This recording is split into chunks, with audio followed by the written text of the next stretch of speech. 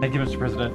I'd like to know if you and the Prime Minister talked about having Israel pull back its troops before Hamas fully disarms. I know that's been an issue. Did you push for that today? Well, we talked about Hamas and we talked about disarmament.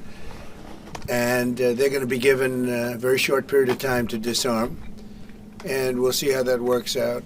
Steve Witkoff and Jared Kushner will be in charge of that from our side.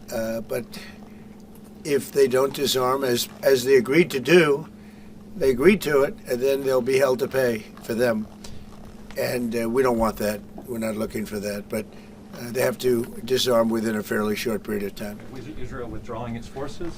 Well, that's a separate subject. We'll talk about that. Mr. President, Yes. Mr. President, do you have a message for the Prime Minister about the West Bank? And are you at all concerned that settler violence, Israeli settler violence, could be undermining the peace plan? Well, we have had a discussion, big discussion, for a long time on the West Bank, and I wouldn't say we agree on the West Bank 100%, but we will come to a conclusion on the West Bank. And speaking of Iran, I hope they're not trying to build up again, because if they are, we're going to have no choice but very quickly to eradicate that buildup. So I hope Iran is not trying to build up, as I've been reading that they're building up weapons and other things. And if they are, they're not using the sites that we obliterated, but they're using possibly different sites. We know exactly where they're going, what they're doing, and I hope they're not doing it, because we don't want to waste the fuel on a B-2. It's a 37-hour trip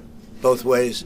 I don't want to waste a lot of fuel. But after the meeting, after what you know from the intelligence, how close are we to another war with Iran? Well, I don't want to say that, but Iran may be behaving badly.